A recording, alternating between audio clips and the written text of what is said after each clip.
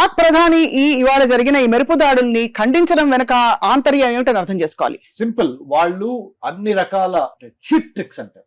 The chief CHIF chief of Pak army ఎవరైతే ఆసిఫ్ ఉన్నారో, ఆసిఫ్ మునీర్, ఆయన కరెక్ట్ గా ఆయన అనకూడదు, వాడు 15 April Asif Munir Pakistani army chief మాట్లాడిన వారం రోజులకి అంటే 22 ఏప్రిల్ పహల్గాం జమ్మూ కాశ్మీర్ భారత్ అంతర్భాగం వచ్చి టూరిజం లో పర్యాటకులుగా ఉన్న వాళ్ళని టెర్రరిస్టులు వచ్చి చంపటం అనేది, అది పాయింట్ బ్లాంక్ బట్టలు విప్పదీసి చంపటం అనేది, మీరు చెప్పండి పాకిస్తానీ ఆర్మీ చీఫ్ చేసిన 15 ఏప్రిల్ చేసిన స్టేట్మెంట్ కి 22 ఏప్రిల్లో జరిగిన ఉగ్రదాడికి సంబంధం లేదా? చెప్పండి మీరు. ఖచ్చితంగా సంబంధం ఉందనడానికి మనకి అనేక ప్రూఫ్స్ కనిపిస్తున్నాయి. ఉదాహరణకి అక్కడ స్థానికంగా రావల్కోట్ లో మదర్సాలో పిల్లల్ని కిడ్నాప్ చేసి తీవ్రవాద ట్రైనింగ్ శిబిరాలు పాక్ ఆక్రమిత కాశ్మీర్ లో నడుపుతున్నారు పాకిస్తాన్ ISI సమక్షంలో, వాళ్ళ సారథ్యంలో అని చెప్పడానికి కూడా చాలా మంది వక్తలు మాట్లాడిన మనకి వీడియోస్ చూస్తున్నాం.